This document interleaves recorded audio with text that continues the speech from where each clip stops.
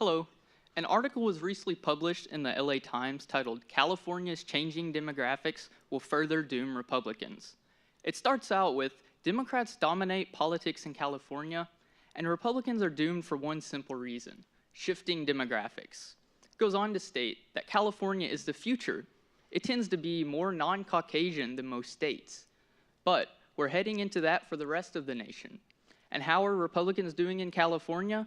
They've got to figure out how to compete here, or it's the Ice Age. So, my question is, will conservatives like yourself acknowledge what Democrats already know? That is, that demographics is destiny, or is that truth a little too uncomfortable for you? I can't believe you just referred to the LA Times as the truth. That's an amazing thing.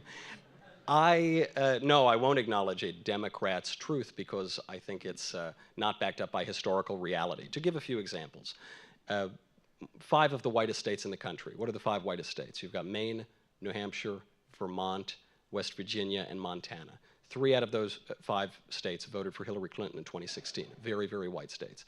Of those 5 states, by the way, 4 of them voted for Democratic senators, leftist senators, in 2018. That doesn't seem very good for the whiteness argument. When you look at diverse states, not all diverse states, but some, such as Texas and Florida, they have voted reliably in recent years Republican and conservative.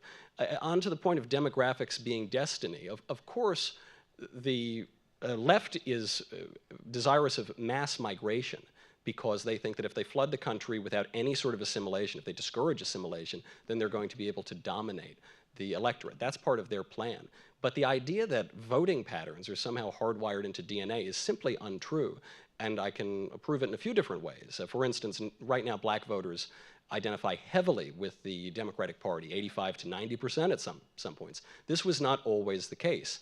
As recently as the mid-1940s, black voters were about evenly matched Democrat and Republican. And what caused that shift, some people say, was the New Deal, but the timeline doesn't even add up so much there. Actually, if you look at the exact date that things really started to tip, it was 1948 when President Truman desegregated, or rather integrated, the military. So you saw Democratic presidents taking up the mantle of civil rights, saying that they care about black people. And then, of course, President Kennedy and President Johnson get credit for the Civil Rights Act, which cemented, at least in recent memory, black support for Democrats. I'll give you another example. Hispanic voters are not monolithically or racially determined in their votes. How do I know that? Because, of course, of the Cubans, of all of the Hispanic voters, Cubans, even today, favor Republicans. They favor conservatives. Now, the trouble is, generationally, that starts to slip. So the Cuban immigrants favor conservatives. Even the children of Cuban immigrants favor conservatives. But then when you get to the grandchildren, that becomes a problem where they start to veer toward the left.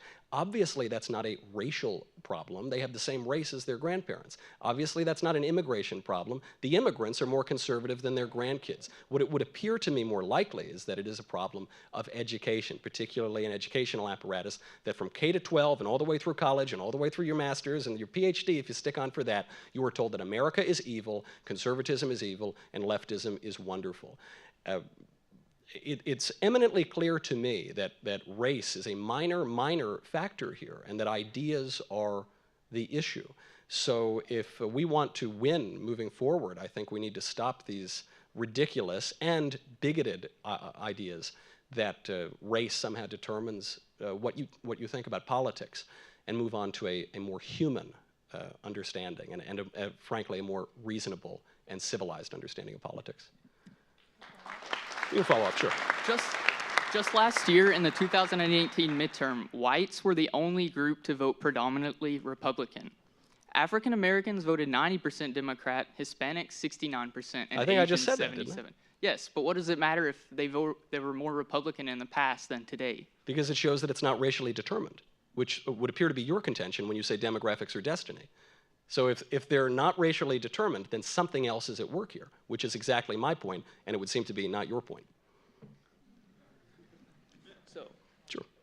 If I may ask, when then will they begin to vote for Republicans again? Well, I got to tell you, Guys who push an exclusively racial politics aren't really helping the situation very much, in my opinion.